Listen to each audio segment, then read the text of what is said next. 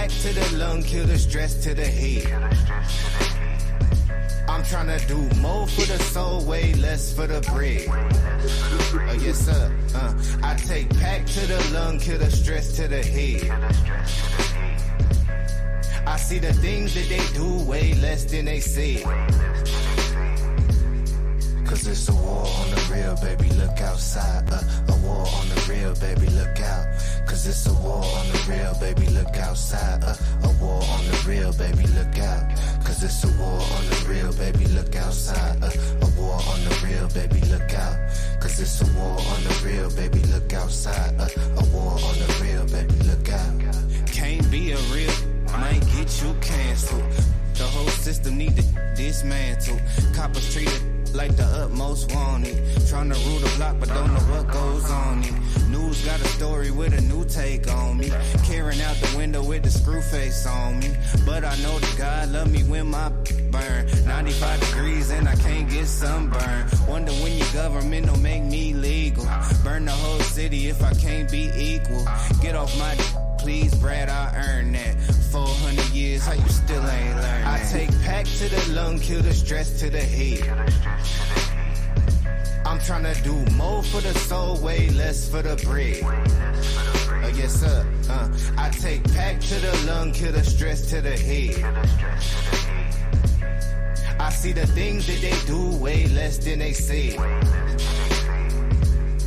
Cause it's a war on the real, baby, look outside. A war on the real, baby, look out.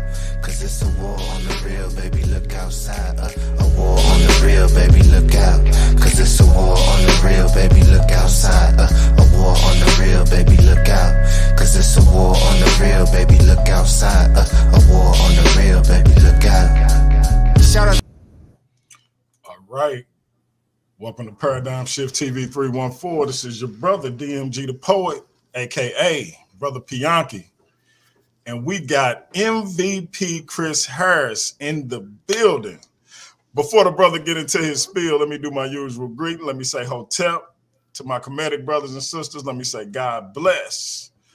To my Christian brothers and sisters, let me say assalamu alaikum to my brothers and sisters in the NOI. Let me say Islam to my Moorish brothers and sisters. Let me say shalom to my Israelite brothers and sisters. Let me say peace to my brothers and sisters in the nation of gods and earth, them 5%ers. And finally, let me say jumbo to the rest of my brothers and sisters throughout the African diaspora, be it here in the wilderness of the United States of America or beyond. Y'all know I say that greeting for one reason and one reason only. It's because if you're black, I'm with you, and I hope you with me. Our different ideologies should not keep us from uniting, and we can have unity without uniformity, and we can disagree without being disrespectfully disagreeable, but we will turn up. With that being said, my brother, what brings you back to Paradigm Shift TV 314? You know, ever since let me turn myself up real quick. You know, ever since the debacle happened here with the Pastor Bennett nonsense, which we don't need to get into here. I've been itching a little bit. And I've been saying to myself, you know what? I've been looking for a debate. You know what I'm saying? I've been looking for a debate, right? JJ ain't got nothing for me. You know, I like top guys, people who I see as being pretty good. Right, Garfield don't want it. You understand what I'm saying? Because I'll debunk his Hebrew Messiah and Dr.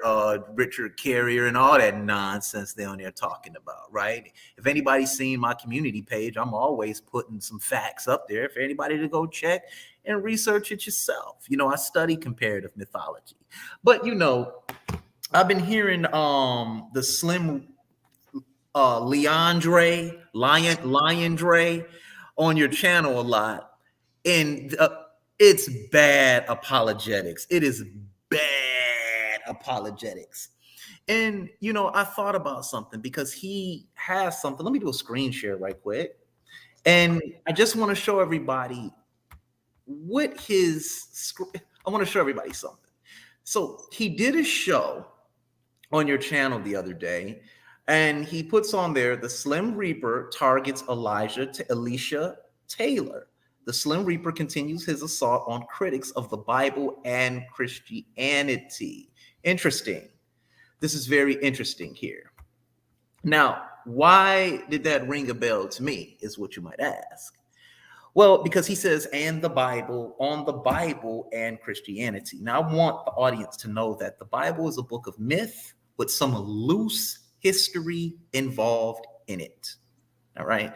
It's very loosely based on history. Anybody who reads a book would know that it's based on myth, foundational myths, and it cannot be counted upon as being completely historical. You just can't take this book. This is a Stone Editions Tanakh. You can't take this book and make it historical. But a believer is going to tell you that it's a they believe. That's the condition of the book. They believe it. Well, that becomes very interesting because he believes in a virgin birth. He believes that Jesus died for his sin. And the problem that I'm having here with this entire concept of Jesus or Yeshua or Joshua or Yehoshua or whatever it is anybody wants to call him is he's not a Messiah. He's not a prophesied Hebrew Messiah, because Christianity begins with a man named Christ. Christianity has nothing to do with the Hebrew text. And it's simple because Christianity tries to use the Hebrew text to convince Jews that this is their Messiah by citing a lot of the false fulfillment citations, such as Isaiah 53, Isaiah 7, Daniel, a couple of chapters of in Daniel, but they never reference Daniel chapter 9, but yet Christians tend to go there all the time, right? I'm not saying Leandre does, but he doesn't go to Daniel 9. But what I'm trying to say is simply this. In order for you to say you're a Christian, you have to believe the text. That is key. But the Hebrew Bible is contingent upon the teachings of Moses, not upon the teachings of Christ. It is contingent upon the teaching of Moses. The teachings of Christ, which is Christianity, which comes sometime a lot later, is the teachings of Christ. It's two totally separate documents. It's two separate documents. You can't superimpose a Christian text, which is Greek, upon the Aramaic text. You can't do that. And they make so many mistakes in doing so. So once again, Jesus is no Messiah. He is no king, and he's not the son of David. In order for him to be any of those things, mainly the king, he must be a son of David from his lineage.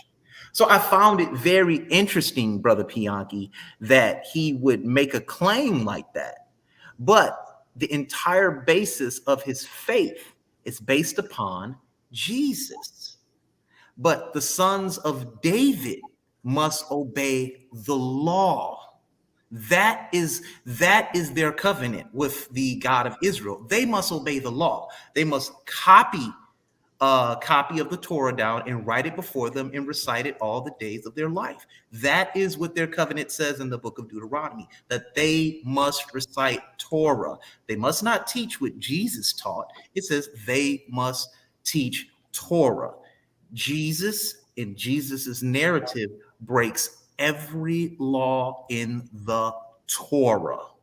So the Bible, unfortunately, one half of it does not belong to you. You can keep the four god-awful spells. You can keep all of these because no man died for your sins. Now, I want to pull something up here. And this is why I say this. I want to go to, you can go ahead.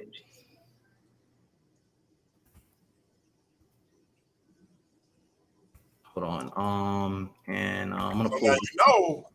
Just real quick, the Slim Reaper is watching. He got the what they call it, the scythe. He got the scythe in his hand. So now, are you prepared? Are you prepared for whatever his reaction is going to be to? It's just going to be a reaction. It's just going to be a reaction that validated by his followers, nothing more. I could care less. I want to pull this out. Here we go. Okay, so I want to pull something very important here. Why does this keep coming up? Why does this keep coming up? I want to go to Blue Letter, one of the many.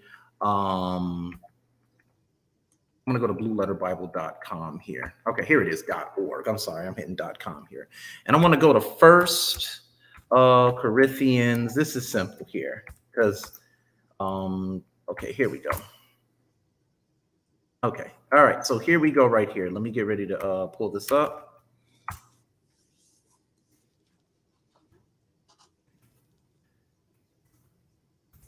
Can you see it? Not yet. Okay, sorry about that. Oh, you good?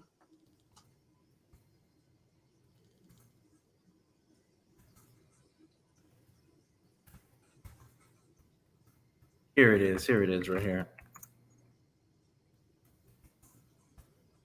A lot of typing here.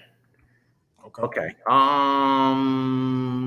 Okay, you know what? I'll just pull it right here. Okay, and let's pull it up right. Here we go. Boom. Usually this right here is very slow. Okay, so we're gonna go here right quick, and I want to prove something here because this is very important to the doctrine of Christianity. And this is what it says. Now, in the gospel, it teaches that Jesus died for your sins, which is, first of all, it breaks every known law in the Torah pertaining to human sacrifice. Human sacrifice is not allowed. All right. Jesus cannot be a sacrifice for your sins. For the Christians, he can be, but not for the Israelites. You get what I'm saying, Pianki? Christians are separate from the Israelites. Now, what he'll try to say is Peter Israelite? Yeah, according to the text. Is he a Christian? Yeah, so Israelites would be Christians. That is a little bit semantical here, but unfortunately, Peter following Jesus breaks the covenant that was given to the Israelites by the God of Israel, according to the narrative. So I don't care how you feel.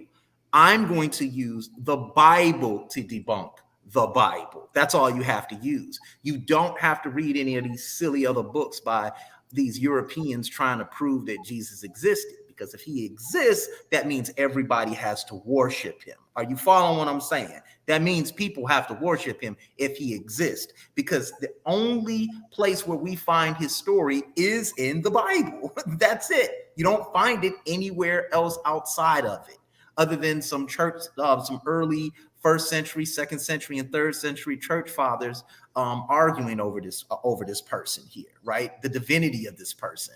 But that was mainly based on the doctrine of Christianity. But I want to read 1 Corinthians 15 here, and this is what it says. And this is what Paul writes. Moreover, brethren, I declare unto you the gospel which I preached unto you, which also you have received and wherein you stand, by which you are saved, if you keep in memory what I preached unto you, unless you have believed in vain. For I delivered unto you first of all that which I received, how that Christ died for our sins according to the scriptures. And he was buried and he rose again the third day according to the scriptures. Okay, so this is one of the many bases of your Christian faith. Okay. Did we lose you, Chris? Okay, my fault. I hit the wrong button. Paul makes it clear. He makes it clear according to the scriptures. So Paul is trying to use a Torah or Tanakh or whatever y'all want to call the Old Testament. He's trying to use that book to try to prove Jesus existed. We get proof of that in the book of Acts when he goes throughout the Torah and he tries to point to Jesus. That this is sometimes at the end of it, and he's saying some walked away believing, some walked away not believing in this narrative here. So the entire basis of your faith is found right there in 1 Corinthians chapter 15. You have to believe he's born from a virgin. You have to believe he died for your sins. And you have to believe that he rose on the third day. You have to believe those things, none of which is found in the Hebrew Tanakh, which consists of Torah, Nevi'im, and Kethaim. You don't find that anywhere.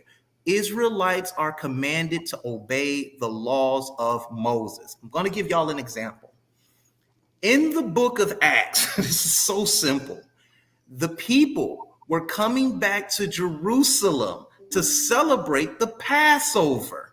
They weren't celebrating the Passover that Jesus initiated, which is actually an Assyrian ritual, who was also a resurrection deity. But they were coming back to celebrate the Passover, not the way Christ commanded it, but the way Moses commanded it. And Peter and them began to run around and say they saw Christ rise. And that's when they got arrested, because they were teaching against the laws of Moses. And the Pharisees, or James and the others, whoever these church leaders were at the time, I don't believe any of them existed. We're talking about the narrative. They dismissed them. They sit up there and said, oh, they were hanging around that guy Jesus again. Let's let them walk, because if it's an act of God, we don't want to get in the way of God. But if it isn't, they can do no harm. They dismissed them as being ignorant. And not to mention, it tells you in the Gospels that the church, the temple was destroyed, but yet they're sitting in the temple, which makes absolutely no sense here. So there's a lot of stuff you got to peel back in order to make him the king of Israel, because he's not a son of David if he's the quote, end quote, son of God. So here's the challenge, Leandre, and I'm going to give it back to my beloved brother Bianchi here. I want to debate you simply on the virgin birth and any other fulfillment that claims he's the so-called Messiah. I'll let you choose it in the Old Testament, whether it be Isaiah 53, Daniel 9, Isaiah 7, in which you lied and said the word Bethulia was there, which it was not. The word Alma is used there. And that tells you, you know what, Bianchi, should we go there? Go there. Because you know what I got a few questions. I'm gonna let you finish though, but I got a few questions, because like I say, you know he's sitting back with that hoodie on and that skull mask with that scythe in his hand. Like, okay, so yeah, let's definitely answer some of these questions. You know I'm surgical with this bitch, Jake. How you want to? All right, so let's go here to Isaiah chapter 7. This is simple, guys. You can use the Bible to debunk the Bible. The reason why we use the Bible to debunk the Bible is because nothing happened inside the Bible outside the Bible.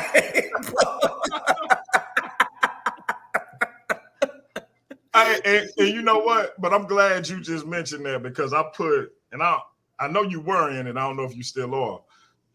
The Paradigm Shift Fight Facts group. I asked about, the people coming out of the graves and walking into the city. Like, why is this not like Josephus?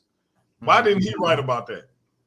Well, you know what? That's interesting you brought that up, because that is spirit divination right there, which is spoken against in the Torah.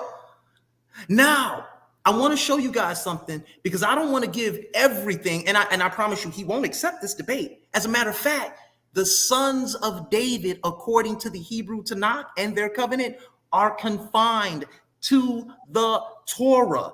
Therefore, they can't do any of that. Like when Moses ended up in... So wait, you saying that he won't accept your challenge? Nah. I just beat him up real bad here. It'll just beat him up real bad. If anybody seen me debate this kind of stuff, comparative mythology or mythology in general, this is mainly my lane. But if he does accept it, as they say, Todah, thank you.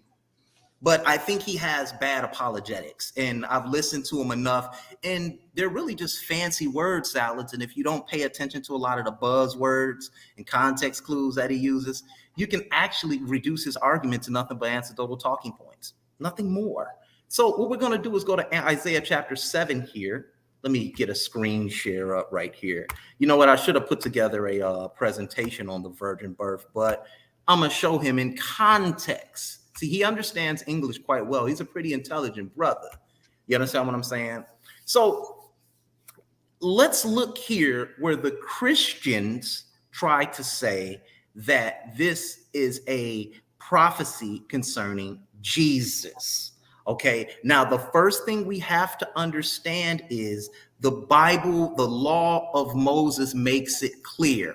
When a prophet speaks and the thing come not to pass, you are not to be afraid of that prophet, and I have not spoken to that prophet. So you have to keep it in its proper context. So once again, who's speaking in Isaiah chapter 7, verse 10, starting here? But let's go up for some pretext. Let's go to Isaiah chapter 7 and verse 1. And it said, it came to pass in the days of Ahaz, the son of Jotham, the son of Uzziah, king of Judah, that Rezin, the king of Syria, and Pekah, the son of Remaliah, king of Israel, went up towards Jerusalem to war against it, but it could not prevail against it. Okay, so here's the proper context. It came to pass in the days of Ahaz, who was the father of Hezekiah. So once again, this is the proper context in which this is speaking on. There's nothing future about it. It's just a retelling of these so-called people's history that we can't find nowhere in history or piece together here. So let's move a little bit forward.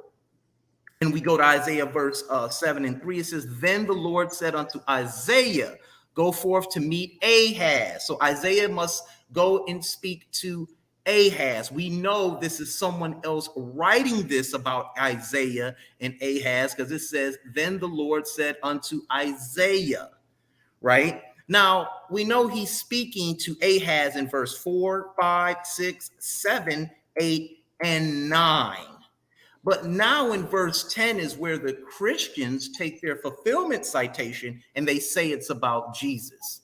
How, Sway, when we know it's not? It says right here, moreover, the Lord spoke again unto Ahaz. Now, what's going on here? Ahaz was a very disobedient king. If you read about him in the book of Chronicles and the book of Kings, Ahaz is a very disobedient king. He does whatever he wants to. But because the God of Israel, according to the Hebrew text, because the God of Israel has a covenant with the house of David, he doesn't want it to be destroyed if you read all of it in its proper context. But the correct context is who's speaking here to whom? Who's speaking here? The writer is saying the Lord spoke unto Ahaz, saying, ask thee a sign of the Lord thy God, ask it either in the depth or in the height above.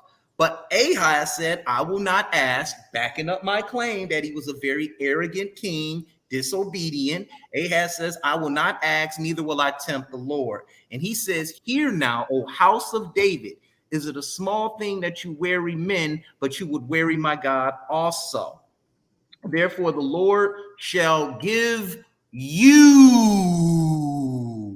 a sign.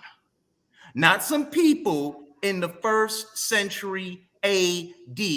Proper context. I can go get this book behind me called The Cat in the Hat, and you wouldn't jump all around the book to try and create no damn prophecy out of it. He says, and I will speak unto you. I will give you a sign. Now, here's the one thing he continuously did not tell the truth about, because I don't believe he's a liar. I believe he really means well, but he just has a belief he can't let go. So let's see what word is used here. The word Alma is used here. It's the word Alma, and it means virgin, maid, damsel, virgin or young woman, maid or newly married. That's what it means. Let's see if I'm saying it correctly. Strong's H 5959. Alma. Alma. Okay, so I was even saying it wrong. Okay, so let's go back and finish this thing up because I want to debunk this, because if there's no virgin birth, that means the New Testament lied. Am I right? But wait a minute. So far, have I proven with proper context who this prophecy is concerning and what it's talking about? I think you did. Oh, wow. You know what? I'm in a good mood today. Let's just continue with this one here, because you know what, New Testament believers, you guys can literally study yourself right out of the New Testament if you just read the Old Testament in its proper context. You guys, or Jews, they're supposed to adhere to Torah law. That's all they adhere to. Mishnah, Gemara, Talmud, which are in those two, the Mishnah, Gemara, which the Talmud, which consists of Mishnah, Gemara, and Tanakh, which consists of Torah, Nevi'im, and Kethaim. And those documents right there, backed up by the Zohar, give them and this people their cultural identity. All right? You can't get around that. So let's go back. I'm going to have a little fun with this one tonight here. So it says, therefore the Lord shall give you a sign. Behold, a virgin, Alma, not Bethulia, a virgin shall conceive and bear a son and call his name Emmanuel. His name was real quick, just for the record. You know, Leandre is a linguist. Oh, I just want to throw that out there for you. Moving on. He can, the first couple of words in linguists is lie. All right, so moving on. All right, because you cannot superimpose the Greek text upon the Aramaic text. All right, and the argument ain't about linguistics; it's about proper context. Hey, he prepared, y'all. He prepared. Okay. So let's keep going on.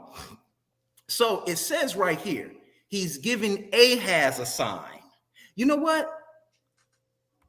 Let's continue. It says he's giving Ahaz a sign. And he says, a virgin shall conceive. So Ahaz, are you saying Ahaz was going to live for some, let me see.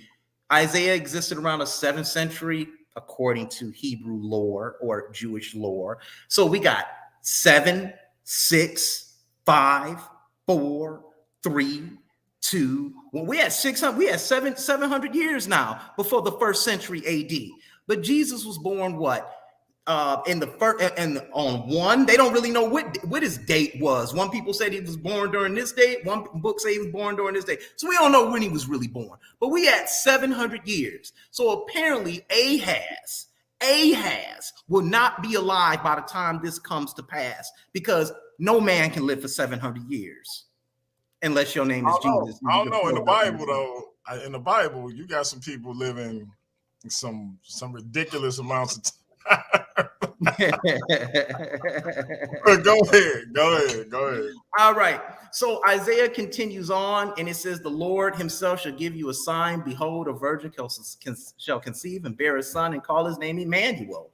Well, this right here means God is with us. When we look at Isaiah 7:14 and we go down to the word Emmanuel, it means God is with us, right? Here it is right here, Emmanuel, right? Now, we do understand that the translators of this Hebrew lexicon are in fact Christian. They're always going to promote their Christian, but in its proper context, God was always with the Israelites. And that's why Isaiah is speaking to Ahaz, so Ahaz can just ask the God of Israel for a sign, so he can prove that the God of Israel is with Judah. So that's just proper context. Hence the term Emmanuel, God with us, or with us is God. But then you also have this definition here, a symbolic and prophetic name of the Messiah, the Christ, prophesying that he would be born of a virgin and would be a God with us. But we know the word Alma does not mean virgin. It means young woman. So here they even got it wrong. All right. But then when you go right down here, look right here. Look right here. Emmanuel, H5973. A pronominal suffix inserted with us, parentheses, is God. Emmanuel, a type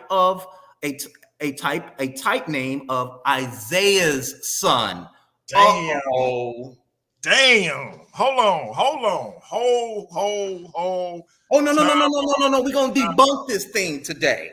So wait. Okay. I just want to go ahead. I had to let that sink in right quick. Okay. Now remember, it says a type, because we're going to continue to read, because we're going to see if the Greek text can superimpose itself upon the Aramaic text. Okay. Now here it's Emmanuel, a type name of Isaiah's son, Emmanuel, right? And it says right here in Strong's H6005, let's see, Emmanuel, Isaiah 7:14, name of child symbolizing presence of to deliver his people, is a declaration of trust and confidence. With us is God.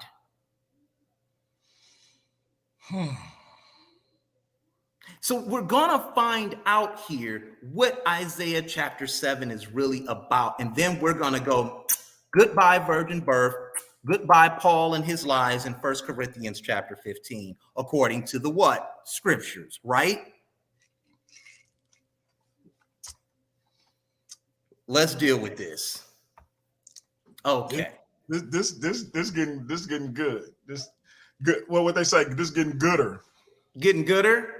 Oh, wait. Y'all remember that episode on Fresh Prince of Bel-Air? There's more. Okay. Paradigm shift. I want you guys to really understand the delusion that Christianity has given us.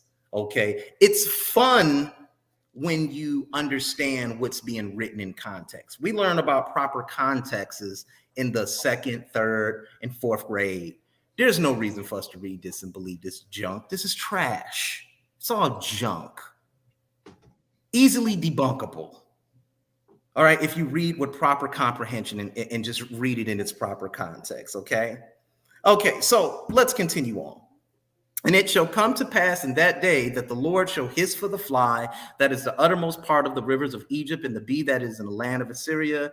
And they shall come and rest all of them in the desolate valleys and in the holes in the rocks, upon all the thorns and upon all the bushes. Let's just keep going. In the same day, the Lord shall have a razor that is higher, namely by them beyond the river, by the king of Assyria, the head, and the hair of the feet, and it shall also consume the beard. And it shall come to pass in that day that a man shall nourish a young cow and 2 sheep. So these are some, these little funny poems they write.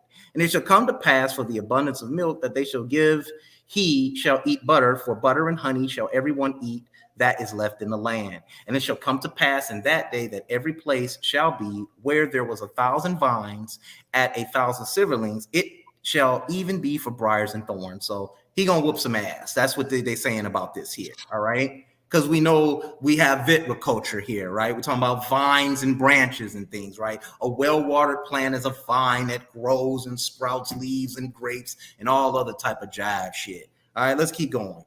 With arrows and with bows shall men come thither, because all that the land shall become briars and thorns. So I've proved my point there.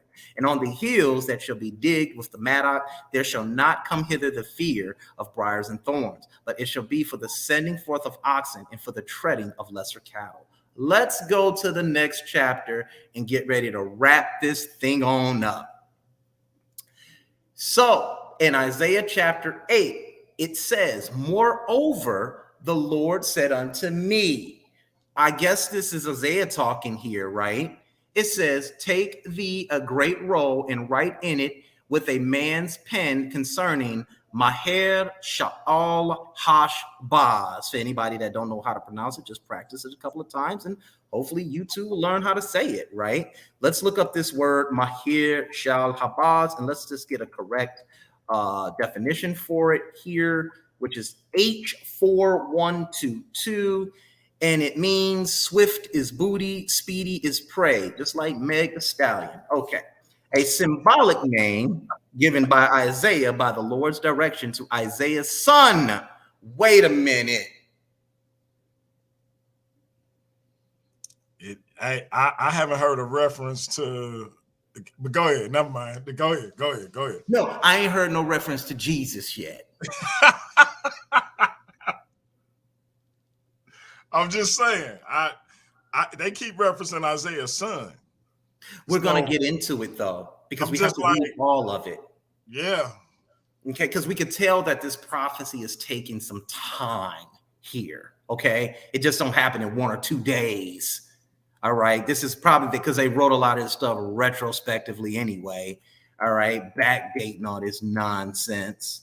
Okay, but this is all to draw a conclusion and to prove Paul a liar, because he said according to the scriptures.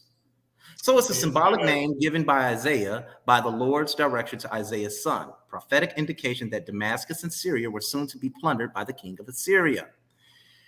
Wow. Let's keep going. Let's go back and we're going to finish this thing on up. Okay, boom, back up. Okay.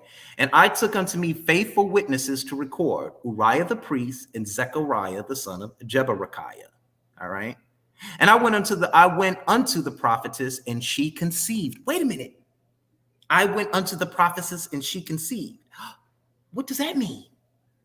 We got some yippee-yi-yo, yippee-ki-yay, want to bump that body, baby. I went unto the prophetess and she conceived and bore a son. So we do see a son being born. Let's see right here. Let's go into the so-called H50 1. And it says, excuse me, prophetess, false prophetess. Look at what it says right here in B. Wife of Isaiah the prophet.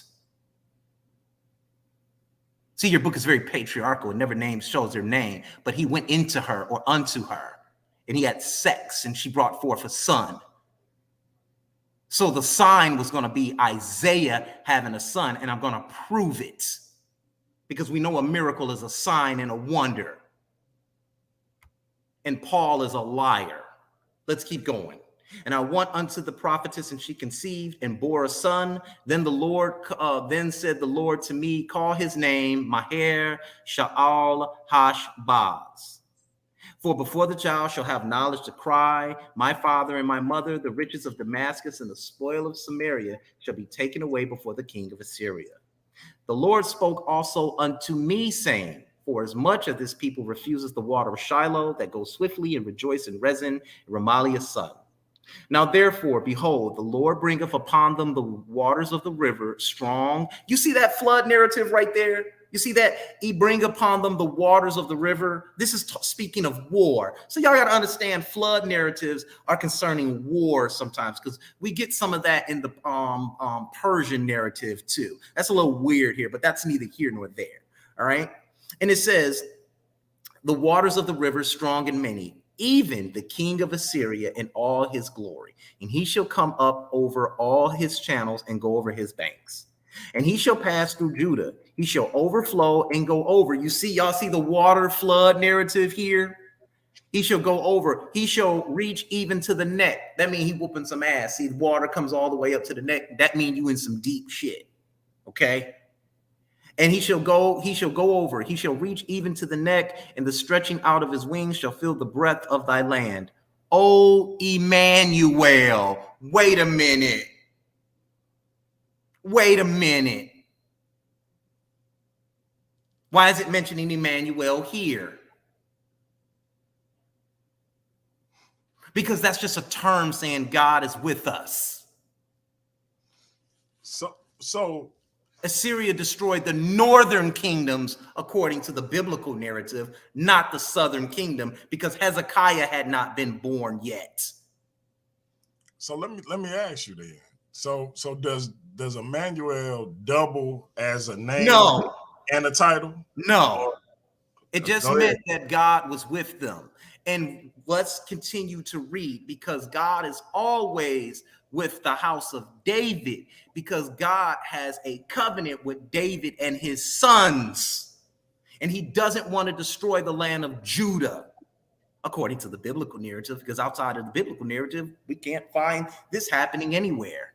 But we do know Assyria destroyed Omri's kingdom. We do know that for a fact. But Omri's kingdom never mentions Judah or Solomon or David or any of that jive shit. Okay? Sorry, guys, for cussing.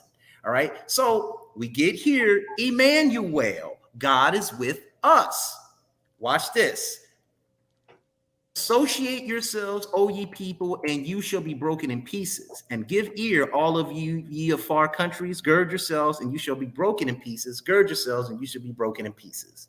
Take counsel together, and it shall come to naught. Speak the word, and it shall not stand. God is with us. Let's go here to Isaiah chapter 10, 8 and chapter 8. We're going to see what that, it says God is with us. Remember, that's talking about Jesus. No, it's not. No, it is not. Let's go to H410. Oops, excuse me. That's L. Excuse me. I went to the wrong one. Here it is, right here. H5973. Let's pull this up. Here it is.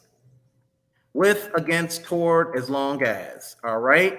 Now, when you put all of it together, once again, you get God is with us. Remember what Emmanuel says.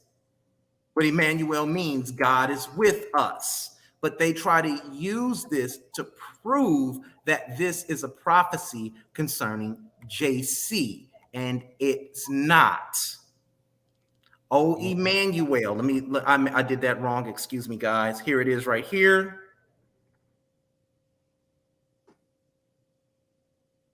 Come on. Here it is. H605. It's used twice here. Proper masculine noun. All right. And it means God with us. Right.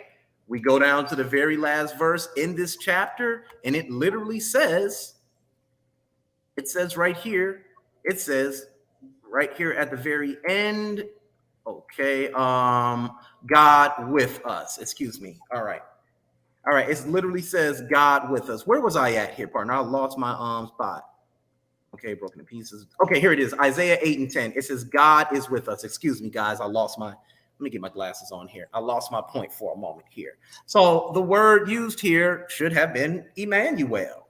But why did they take it out here? Because you have Christians who have gone into this book probably and tried to manipulate it to get it away from what they want it to mean. Bart Ehrman proves that time and time again in his book, Misquoting Jesus. They went in there and they didn't put Emmanuel here. So did the word Emmanuel have any association with the Jewish Messiah? No, not at all. Not at all. As we are going to continue to see, the God with them was a sign to them. Like when Isaiah's son was born, that was a sign to him, and we're going to get to it because I'm going to prove it. We're going to let the Bible speak for itself. Not a Christian, definitely not a Christian apologist who tries to prove some white man flew up to heaven into the sun. You know, the Son of God flew up into heaven in two different damn locations that's 500 miles apart from each other. They don't know whether he went up in Bethany or on the other side of Israel. They don't know. Got all these different accounts of the nonsense. One say Jesus flew up in the book of Matthew, but no, and some other, one of them other god awful spells, but then in the book of Matthew, it ain't never mentioned. And he's supposed to be an eyewitness to it. But let's stay on Isaiah because the audience is actually learning something here.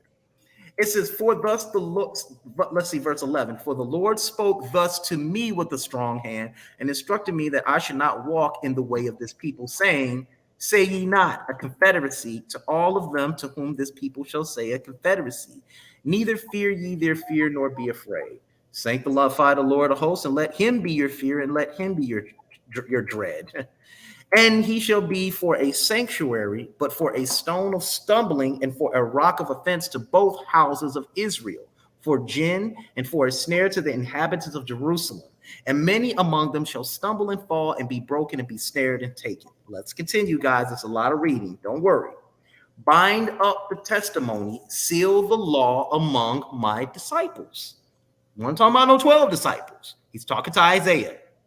It's the proper context, right, Bianchi? Are we on point here? Are you following me? I'm following you, bro. Watch it, because the dagger's going to come.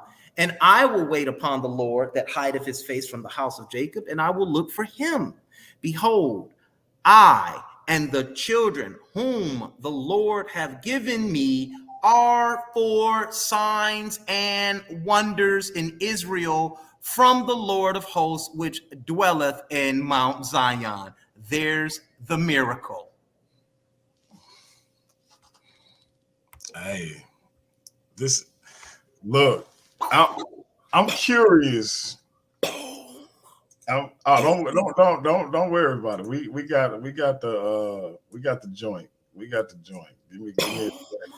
Because wait, hold on. Let's go here. We're gonna go right back here. We're gonna go to let's go to 1 Corinthians. Go ahead. Because I definitely and remember you said that the Slim Reaper is not going to accept your challenge. He won't. I just want to see what the reason would be. Like what? Like would it be something like it's not worth? I would say that. Okay. Because I'm okay. Because what did we read in the book of Corinthians? I can't even spell Corinthians right now. Let me just pull up COR here. What did we read in Corinthians? It said, what? According to the scriptures, right? So if it's according to the scripture, guess what? It wasn't even talking about him. It never was. See there? He says all this took place. Notice we just read all this, didn't we? It says all of this is in the book of Matthew. All this took place to fulfill what the Lord had said through the prophet. The virgin will conceive and give birth to a son that they will call him Emmanuel, which means God is with us. Okay, take that down for a minute because I want to ask somebody some common sense here. Okay. 1, why is there a genealogy there? If it's God, if Jesus is God, silly. God come from the loins of David? Really? Are you serious? Or was David a God king? Which one is it? Oh, wait a minute. I got more, and I can do this all day. Let's go into your gospel, your god-awful spell, and see if a virgin birth really happened according to the Gospel of Luke. Let's see you dance around that since you like to do a lot of fulfillment citations, a lot of those fake fulfillment citations. You can go into all of them and see that in proper context, they have nothing to do with JC, okay, or Yehoshua, or Joshua, or Yeshua, or Yahawashai Barakathai. All right. I like to say Yahawashai chicken and thighs. All right, because it sounds like that's what y'all be saying. All right, so let's go here. We're going to go here. What is it that I want to find? Oh, okay, here he is. Okay, let's pull this up. This is so simple.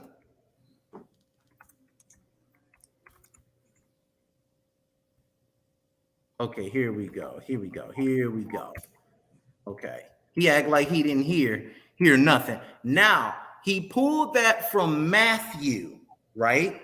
Now, in the book of Matthew, it says it tries to make it seem that she was a virgin being born, right? So let's go here back to Bible, Blue Letter Bible. Watch me just debunk you and make you ain't arguing with me. You arguing with your book. You ain't arguing with me. All right, you got to argue with the word of God here, brother, not with me. All right, let's go here. Blue Letter. Let's go back here to Blue Letter. So now, so when he say Matthew debunks you, why is that an issue?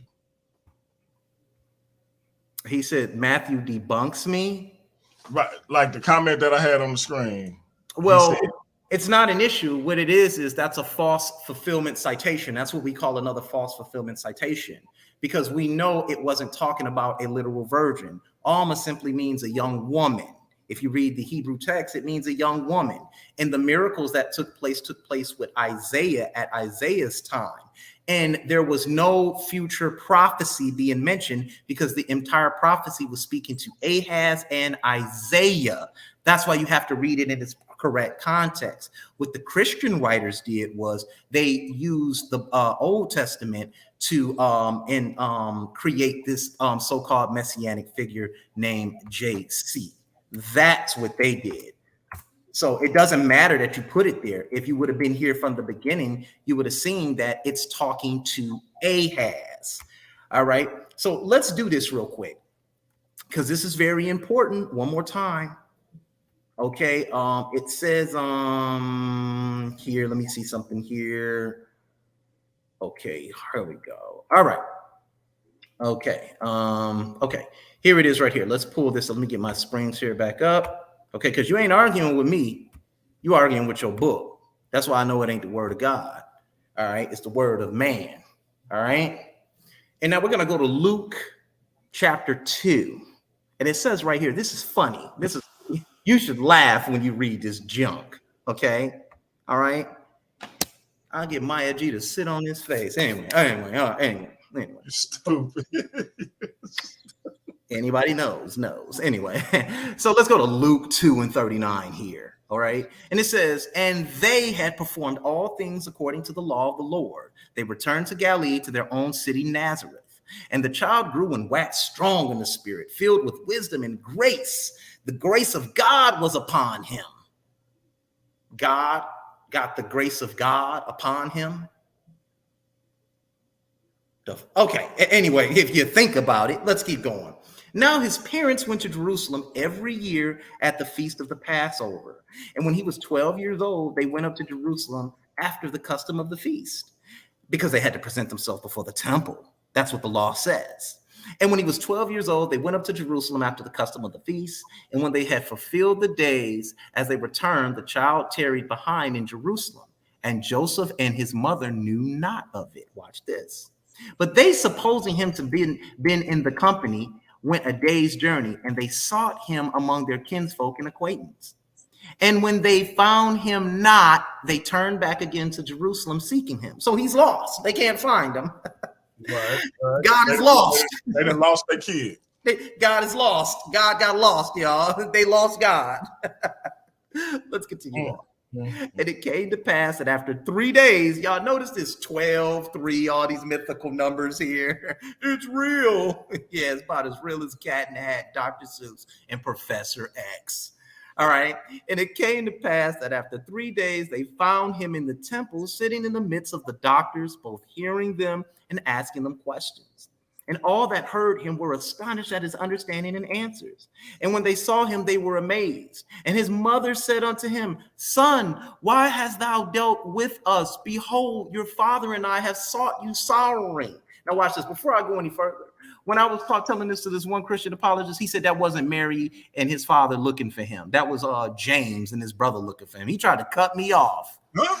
And I said, yeah, let's just finish reading it. And he wouldn't let me finish reading for nothing. He was 12? Yeah. He said it wasn't, the context is Mary and his father is looking for him. They said it wasn't Mary and his father because they knew this is a dagger to their virgin birth narrative. Watch. And when they saw him, they were amazed. And his mother said unto him, Son, why hast thou dealt with us? Behold, your father and I have sought you sorrowing. And he said to them, How is it you sought me? Wist ye not that I must be about my father's business? And they understood not the same what he spoke to them. Wait a minute. So in other words, to Matthew, angels spoke to both Mary and Joseph and said that they would conceive a son and he would be called the Son of God. And he would do all these things. Now, these is angels speaking to them. So they know who he is, according to the testimony given in Matthew. Am I correct? hey, Don't believe me? Let's read it. Because I'm sitting here like, if they were aware of his demonstration, they would have understood, right? But they not understanding. They like, what the hell is this boy talking about? Right.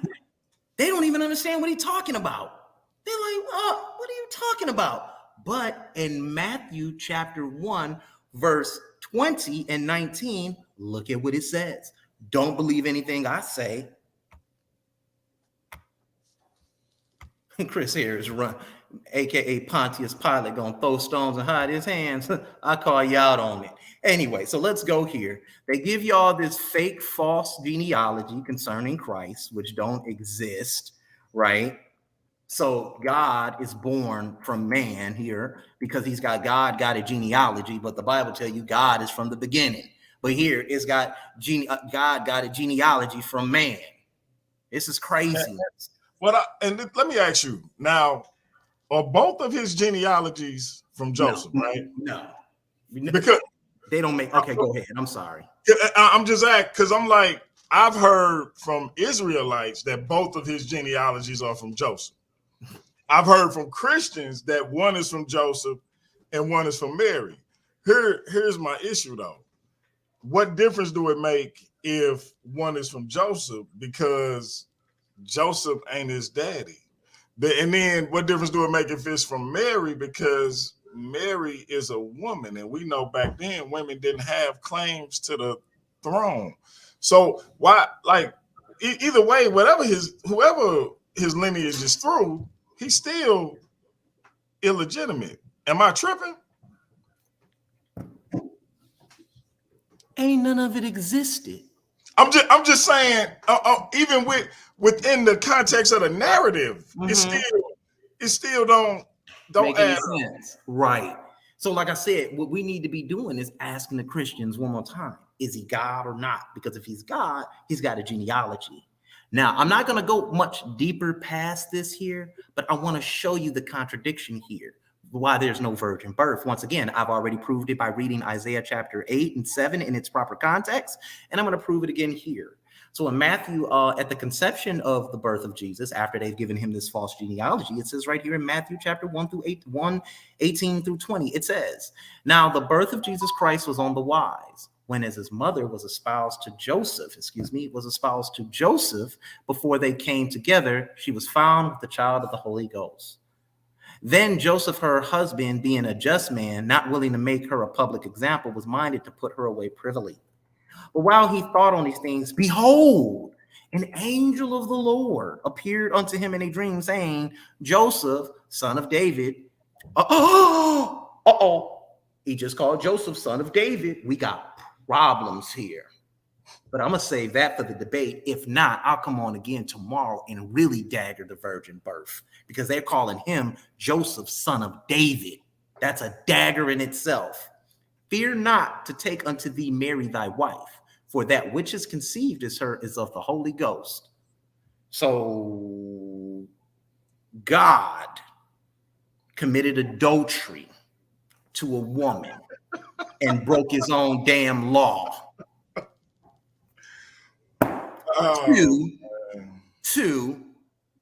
Two, remember the angel spoke to Joseph. And Luke chapter 2 says they knew not what he spoke about. They forgot, in 12 years, But look what it says in Matthew verse 22. Now, all this was done that it might be fulfilled, which was spoken by the Lord, by the prophet. And it doesn't even name the prophet. It just calls him the prophet, saying, behold, a virgin shall be with child and shall bring forth a son, and they shall call his name Emmanuel, being interpreted, God is with us. But when we read Isaiah chapter 7 and 8 in its proper context, we see the child that was born unto Isaiah from his wife, and he actually fucked her to bring forth that child. And those children were signs and wonders for the house of Judah. Hold on, Chris. Hold on. Hey, real quick, chill out in the chat. Like that. talk about the show, talk about the info, all that personal shit. Chill out, or y'all go watch the replay. Whatever, keep quiet. Whatever y'all got to do, but chill out with all the personal shit. Because I personally don't give a fuck about none of the personal shit that y'all talking about. Y'all got to talk about. I find that funny. I find that funny. I find that funny. If y'all got to talk about the personal shit, go somewhere else. I'm not that. I don't know what the fuck none of this got to do with what we talking about. So chill out with that shit. Okay. So right here in Matthew chapter 1 through 23, because he just, like I said, he extrapolated a verse out of this saying this debunks it. No, the sign was for Ahaz, not for some people some 700 years down the line, because the law of Moses condemns those type of things when it comes to so-called when a prophet speaks. All right. Now, also, they're called seers. They're called speakers. And when we hear the word prophet, we ain't talking about no Lord of the Rings, somebody giving some 800-year prophecy. Get out of here. I've already debunked Deuteronomy 28 and all that other nonsense.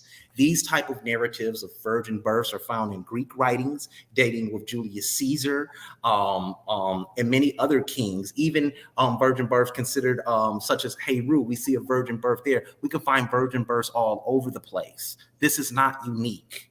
We got to get out of this. And when you look at the Hebrew or Aramaic text, such as the book of Isaiah, it's clearly talking about a young woman there. So we don't have to play this game. Now you got to go against the law, and you got the Bible fighting against itself. So as we read in the book of Luke, now I'm going to pit Luke up against the book of Matthew, because they said they don't know what Jesus was talking about when he spoke there. Don't talk to me about critical thinking when I'm using critical thinking to deduce a lot of this book is just myth, and they're all written at different points in times. That's why your name is called Trust and Believe. I don't have to trust and believe. I know it's not real, because the book contradicts itself time and time again. How is he God with man's lineage, with a genealogy? God come from the beginning. Oh, well, he came down in human for all. That's all Christian Sunday church doctrine that we're getting into now. So there's the debate. There's the debate.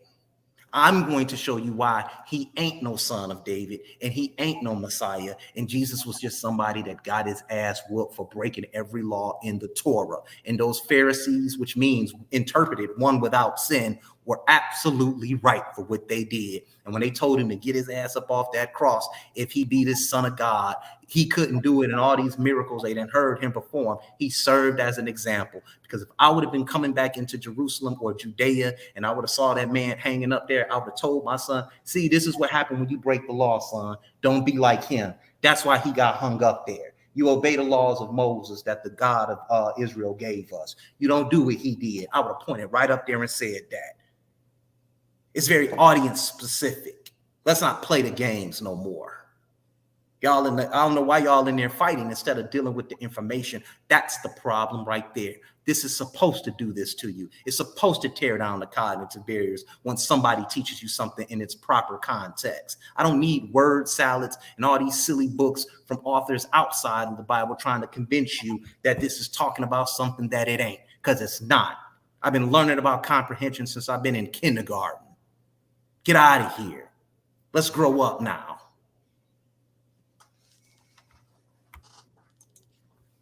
So now let me ask you this, because I know you calling out the Slim Reaper. Would you debate nobody on this topic? No, and I'm going to explain to you why. Was that him that we had a debate with? We were going to set up a debate with. Circumstances different now, though. Circumstances different. Is he debating the virgin birth? Is that what he's debating? I think he would. You think he would? Okay, well, tell him he can tell you what his argument is concerning the virgin birth, and I'll listen to it to see if it's any good. Because according to Isaiah, it clearly says that sign would be for Ahaz. He would have to say that sign wasn't for Ahaz, and that would be for somebody else down the line. It clearly tells you that sign was for Ahaz, because Hezekiah had not been born yet. It was the Babylonians that destroyed Hezekiah. that came and conquered Judea. It was not the Assyrians, according to the biblical narrative. Hezekiah, Ahaz is Hezekiah's dad. So Too what's strong for you at it. What's the Christian counter narrative to, because I've heard this, not quite the way you laid it down, but I've heard this put forth before with regards to Isaiah, Emmanuel, etc. What's the counter narrative to that? Like, how do you get around that this is talking about talking about something totally different, as opposed to being a prophecy about about JC? Easy. All right. And I'm going to show you guys something. It's called the word believe. It's called the word believe.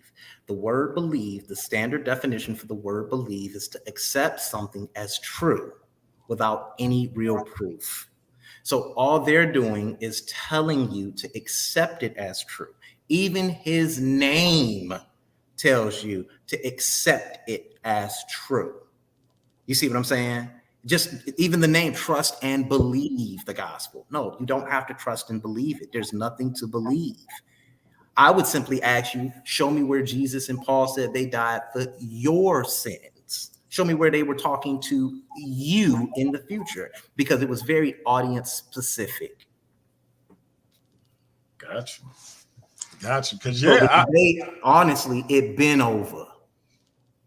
Because I like when stuff like this come out, it's always you already know it's always a counter apologetic to these topics. And my thing is, though, when you bring out that this was talking about a particular person at a particular time and not 400, 500, however many years in the future it was, right?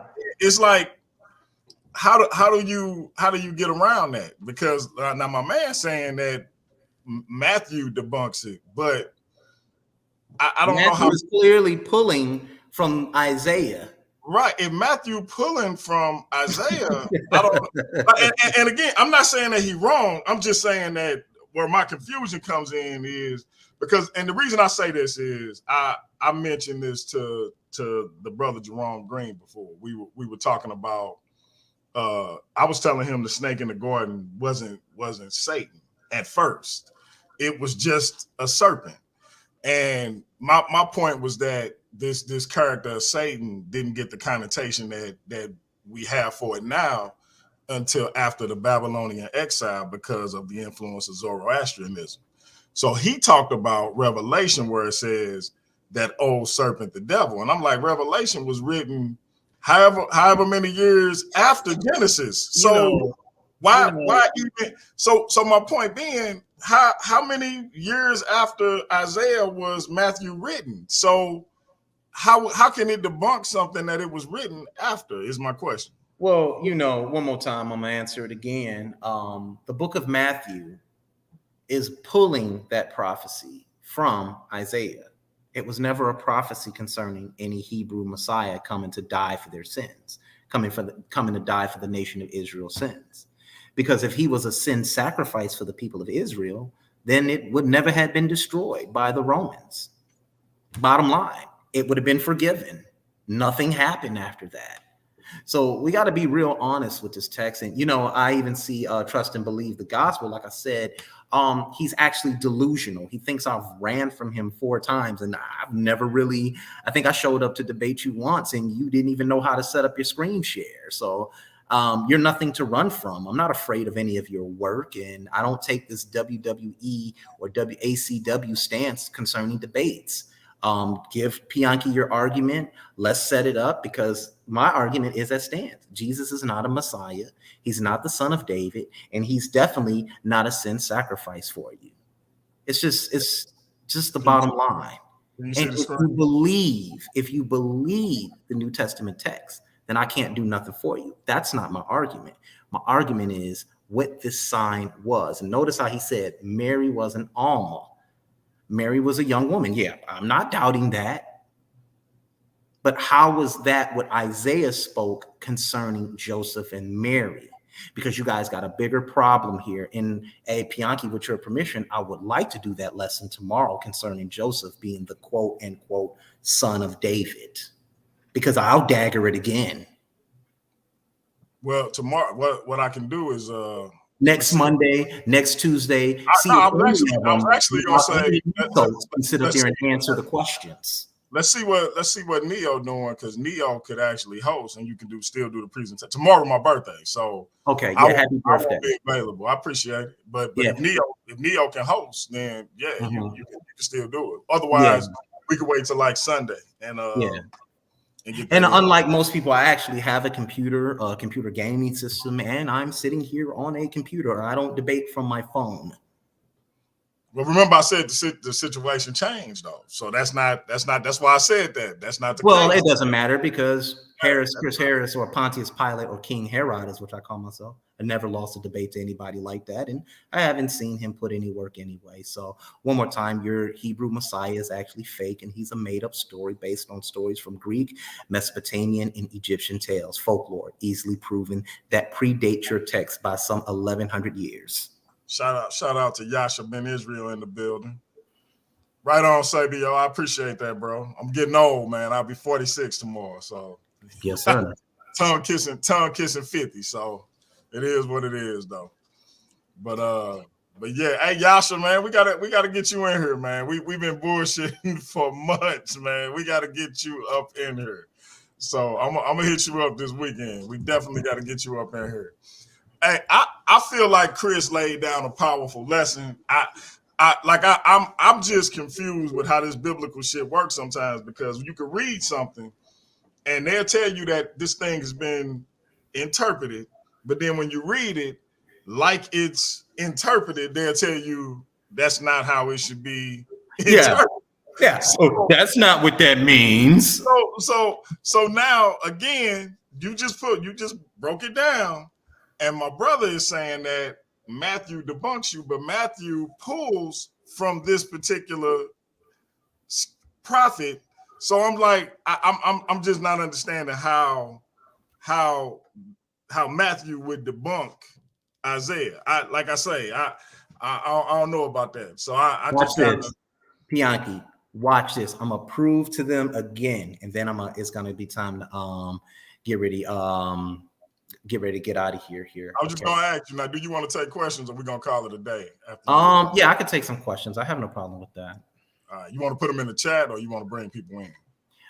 If somebody knows how to speak, I don't want to hear any of their sermons. Just ask me the question. If they don't have a question concerning the lesson and what I brought forth, then I'm not interested in talking to them. It's just that simple. We can have a discussion. We just gonna get the question. There ain't gonna be no back and forth, because I actually got to hit the skids. Yeah.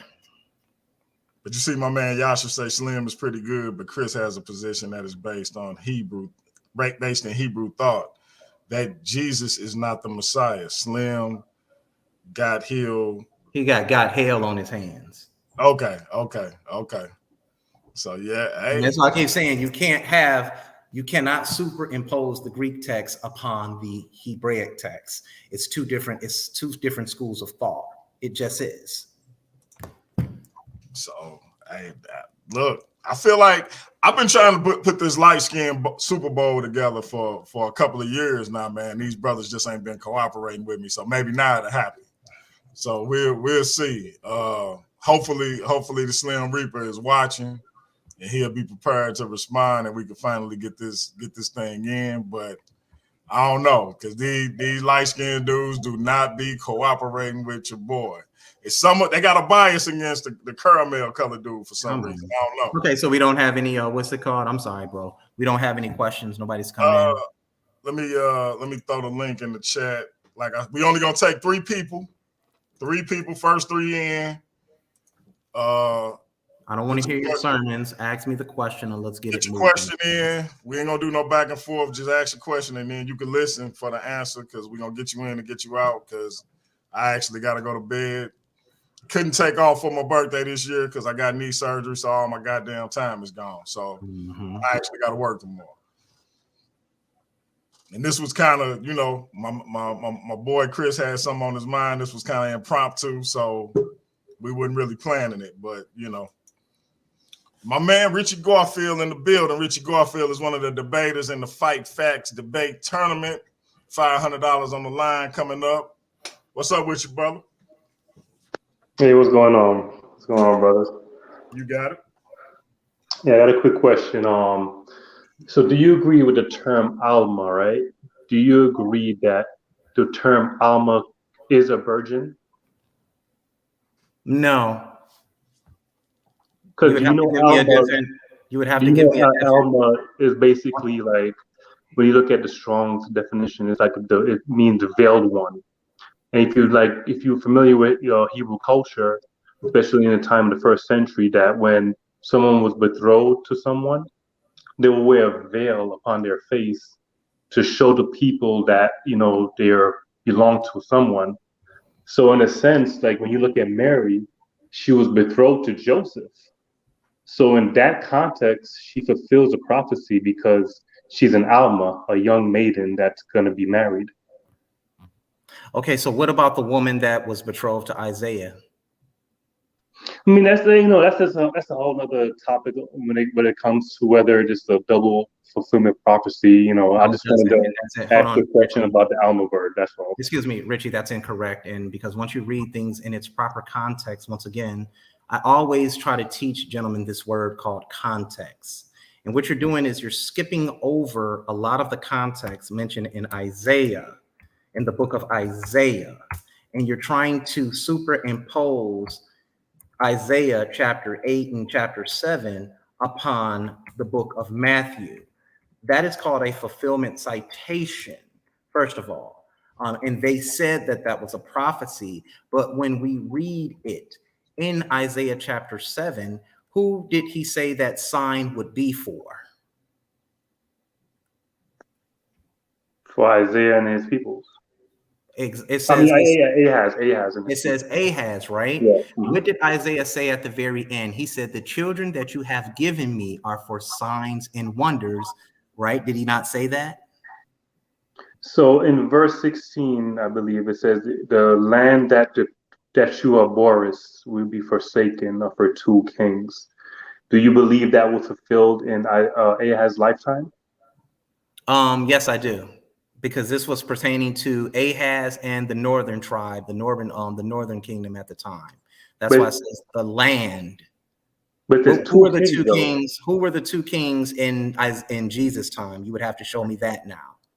Well, if it's referring to Israel and Judah, that means that during Jesus' time, the land was forsaken of the two kings by his time. Okay, so who were the two kings during Jesus' time? There were no two kings; it was forsaken. Okay, so but we have two kings, but we do have two kings at the time of Ahaz in the northern kingdom. Am I correct? Which would consist of Omri's kingdom. Am I correct?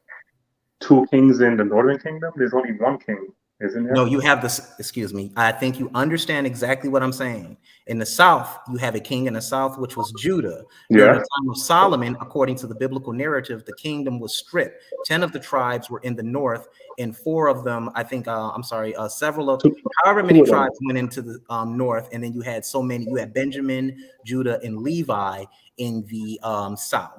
Yeah. Am I correct? Yeah. So it was two kingdoms. Okay, so there were two kings, right? Yeah. Okay, so can you show me the two kings? Because once again, we're speaking about context here, and the context is pertaining to Ahaz and his time. This is what this is all about. So this is the time Ahaz, during this time, this is the time of the two kingdoms. You got Judah and Israel. I agree. Right? So, hey, Richie, real quick, and I don't mean to cut y'all wisdom, but we wouldn't gonna go back and forth. We'll talk another time. I didn't want to try to y'all actually had a good discussion before, so maybe this is a discussion that y'all can have, you know, similar, not a debate, but just a dialogue. You know what I mean? Yeah. I'll be up for that.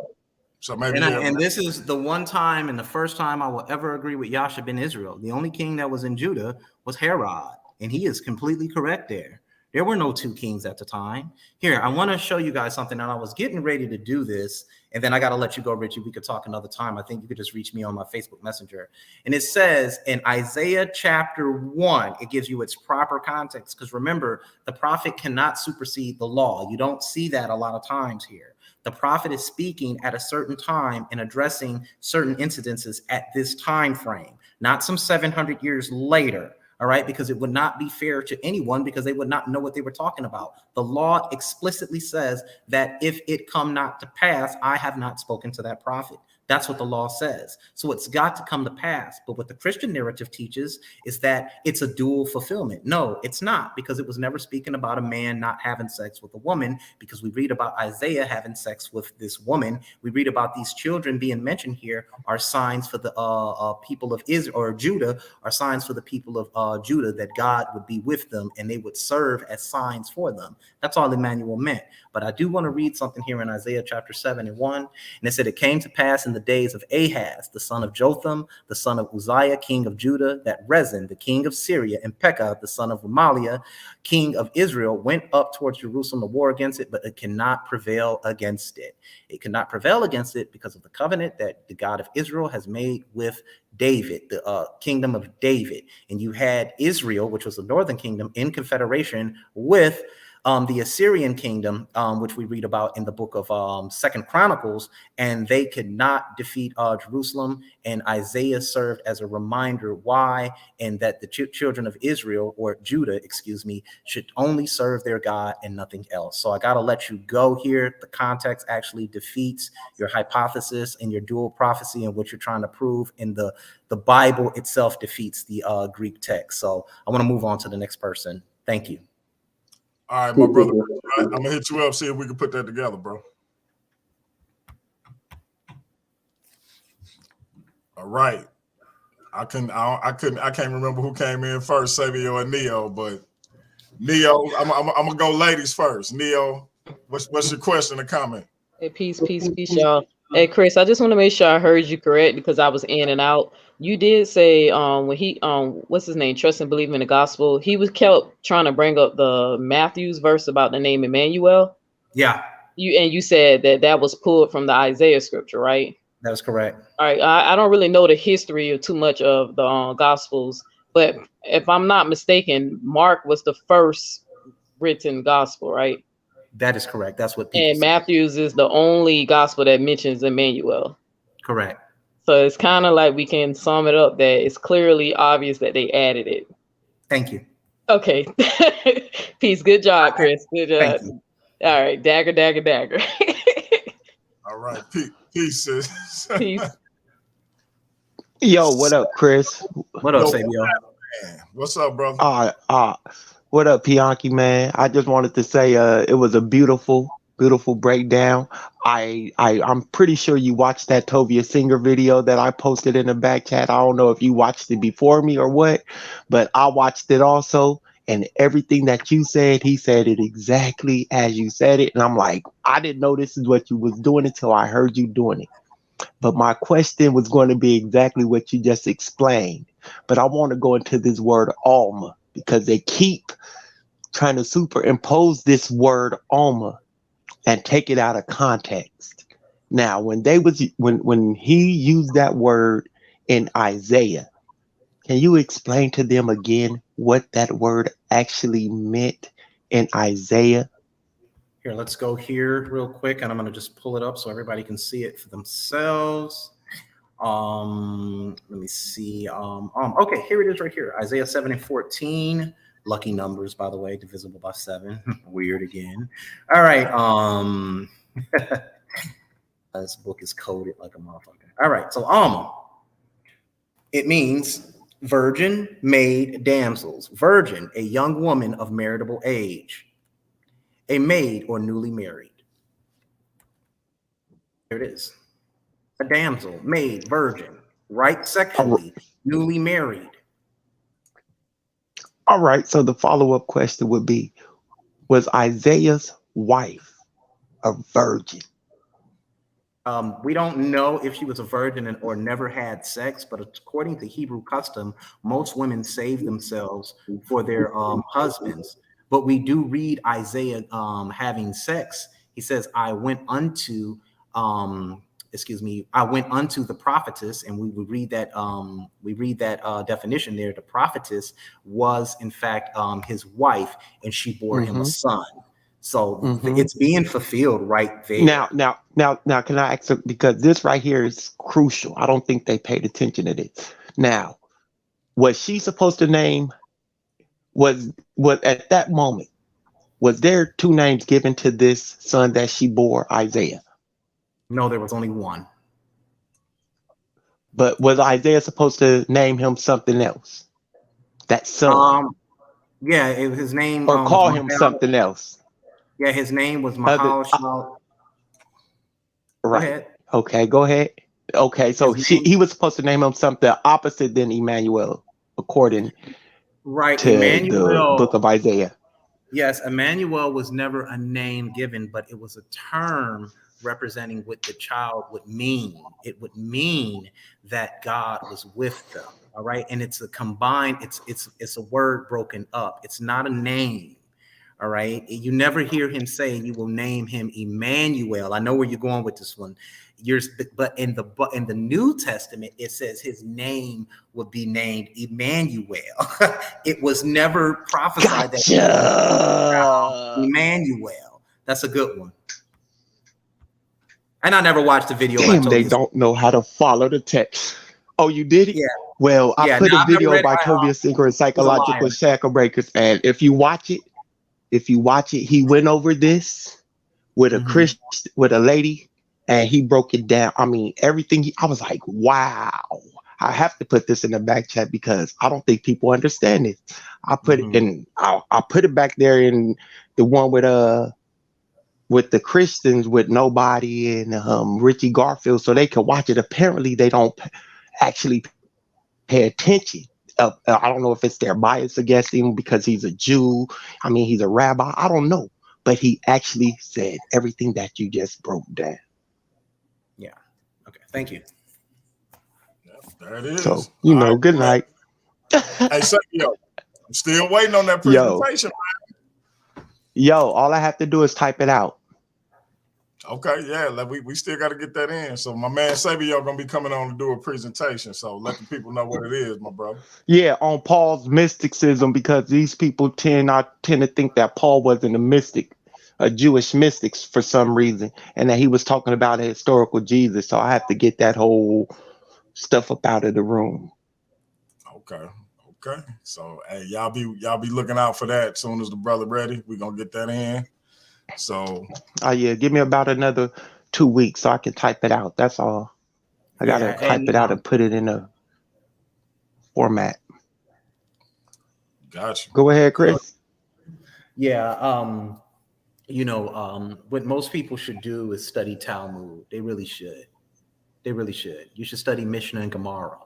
That way you can get a better understanding of a lot of the things that these prophets spoke about. And I know Christians, they don't want to read that.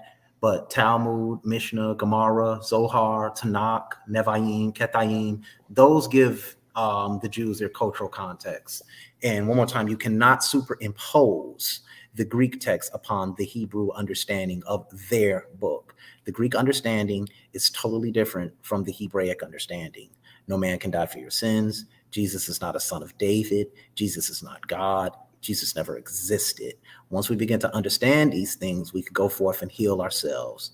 All right. There is no God but yourself. And when you look in the mirror, you are the creator and the destroyer of everything around you. No man in the sky ever forgave you. It was your mother and your father that did so. So with that being said, thank you, Paradigm Shift TV. Shout out to all the liars out there. And I'm shocked and I'm appalled looking at some of these comments in this chat by so-called lovable Christians. Once again, I've displayed more Christianity than they could ever have done today on this platform. So thank you, Pianki. No doubt, my brother. I appreciate you coming on. And hey, listen, to my man, the Slim Reaper, the challenge been laid down. MVP Chris Harris wants all the smoke. All of it. Do you want all the smoke, or is you one of these people who sit there hold a joint and don't inhale? We're gonna find out. So I'll keep y'all posted. We can get the light skin Super Bowl put together finally. But MVP has laid down the gauntlet. He done seen the videos the brother been throwing out. He say he will be his Huckleberry. Anybody that seen Tombstone know what's up. So my brother been saying, hey, how Doc Holliday say it? That's my game. I'll be your Huckleberry. Hey, that's how he said it. So I'm your Huckleberry. Play for blood. That's my play game. for blood. So look here. All I gotta say is the man. Look, you can use the text to debunk that. Everybody who talked that noise about what happened with Pastor Ben, and we didn't already put it out there what happened. So if you don't understand it and you want to continue to put forth a false narrative, that's on you. But we didn't already say what it was. I done told people my man actually tried to come back in. So if I try to come back in the room, how did I run? So let's stop with the bullshit on that. So ain't no running. Frustrations can get to anybody. We all human. So let's stop with the bullshit. He actually tried to come back in the room. If you was there and you bought the debate, you saw that. And by that time, it was decided that wasn't going to happen. But if I ran, why would I try to come back in? So we ain't going to do the false narrative thing on that. So, the gauntlet been laid down. It's up to the Slim Reaper now. I'm surgical with this bitch, Jake. How you want it? Uh-oh. So, all right, y'all be safe. Shout out to Sabio. Like I say, tomorrow your boy turning 46, kissing 50 in the mouth. If my eyes open, I'll be 46. I should say, because it may not, but it been a hell of a life. I ain't mad. I ain't got no regrets. You know what I'm saying? So I tell this story all the time. I told my grandmother at 18 I wouldn't live to be 25. She used to call me every year and tease me like, "How old are you?" So we 21 years past that. So I ain't got no complaints. Hey. It is what it is. So salute. I put my book out the other day. I done did everything I set out to do. My kids know what it is. Part of the reason I put that book out, because a lot of these poems I wrote when I was a teenager. Some of them I wrote, when me and my wife was young and I was out there messing up, trying to get back on the good foot. And so I wanted my kids to see that, because they very creative, way 10 times the writer, 100 times the writer I ever be. And I wanted them to see that if they really want to put their stuff out, they can. So if my eyes don't open tomorrow, I don't have no regrets. Hopefully somebody will keep Paradigm Shift going, my cousin Shabaka, somebody. But other than that, it is what it is. It's been a hell of a life. But if my eyes do open, we're going to keep bringing y'all as much good content as we possibly can. So we shall see. But with that being said, this has been another episode of Paradigm Shift TV 314. That's MVP Chris Harris. That's the wise man, Sabio. We out of here. We'll be back at you. That's peace. Peace.